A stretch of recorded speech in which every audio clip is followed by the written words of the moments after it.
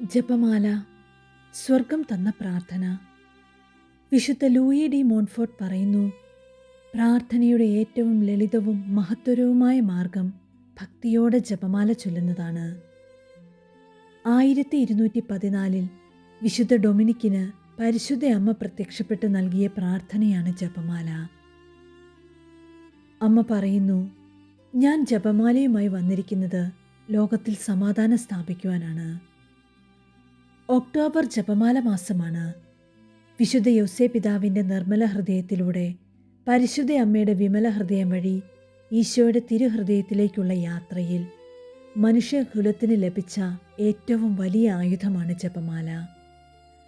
അവസാനം എൻ്റെ വിമല ഹൃദയം വിജയിക്കുമെന്നത് ഫാത്തിമ മാതാവിൻ്റെ പ്രവചനമാണ്. മനുഷ്യകുലം അഭിമുഖീകരിക്കുന്ന പ്രതിസന്ധികൾക്ക് തക്ക പ്രതിവിധിയാണ് പരിശുദ്ധ അമ്മ. നിർമ്മലമായ ഒരു ഹൃദയം നമുക്കുണ്ടാകാൻ വേണ്ടി നമ്മെ തന്നെ മറിയം വഴി യേശുവിന് പൂർണ്ണമായി നൽകുക. ദൈവത്തിന് സ്വീകാര്യമായ ഒരു ബലിയായി നമ്മെ തന്നെ മാറ്റുക എന്നതാണ് പരിശുദ്ധ അമ്മയുടെ ദൗത്യം.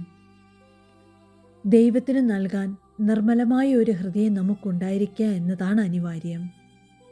നമ്മിലുള്ള പാപ സ്വഭാവങ്ങളും പാപച്ചായ്വുകളും ലോകത്തോടുള്ള മൈത്രിയും നമ്മളോട് തന്നെയുള്ള അതിരു കവിഞ്ഞ സ്നേഹവും നമ്മിൽ നിലനിർത്തിക്കൊണ്ട് നമുക്ക് ക്രിസ്തുവിൻ്റേതാക്കാൻ കഴിയില്ല.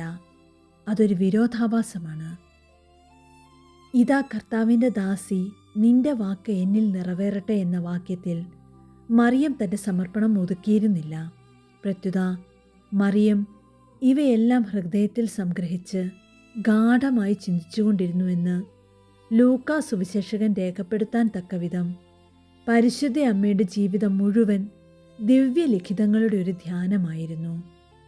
പക്ഷേ അമ്മയോട് ഗബ്രിയേൽ മാലാഖ പറഞ്ഞതു മുതൽ പന്തക്കുസ്തായിൽ പരിശുദ്ധാത്മാവ് വരുന്നത് വരെയുള്ള ദിവ്യലിഖിതങ്ങളുടെ ധ്യാനമായിരുന്നു ആ ജപമാല.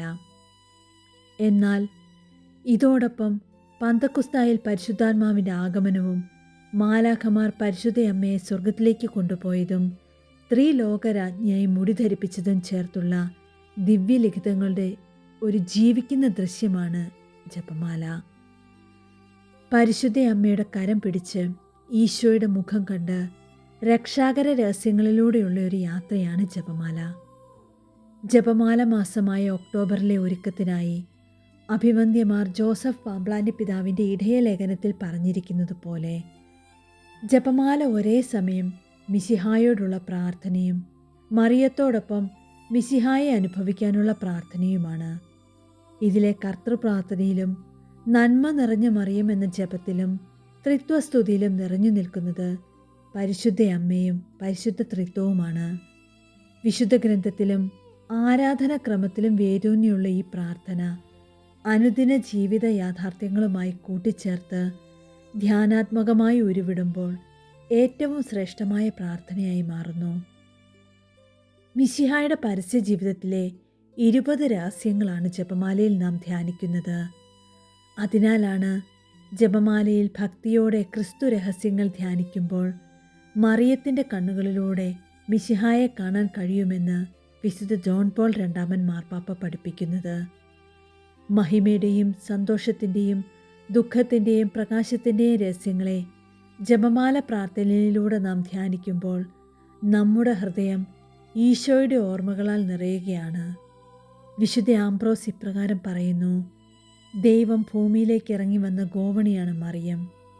മനുഷ്യന് സ്വർഗത്തിലേക്ക് കയറാനുള്ള ഗോവണി മറിയമാണ്. നാം ജപമാല ചൊല്ലുമ്പോൾ നിത്യജീവനിലേക്കുള്ള ഗോവണിപ്പടികളിലാണ് പാദങ്ങൾ ഊന്നുന്നത്. വ്യക്തിപരമായി കൂടുതൽ ജപമാല ചൊല്ലാനും അതുവഴി നിരന്തരം ദൈവസാന്നിധ്യ സ്മരണയിലായിരിക്കുവാനും നമുക്ക് പരിശ്രമിക്കാം. വരൂ, 31 ദിവസത്തെ ജപമാല യാത്ര, അതോടൊപ്പം 31 മരിയൻ പ്രത്യക്ഷീകരണങ്ങൾ. ചരിത്രത്തിൽ ഈ ഭൂമിയിലേക്ക് ഇറങ്ങി വന്ന പരിശുദ്ധ അമ്മയുടെ വിവിധ മുഖങ്ങളിലൂടെ ഈശോയെ കാണാൻ നമുക്കും ഇറങ്ങാം.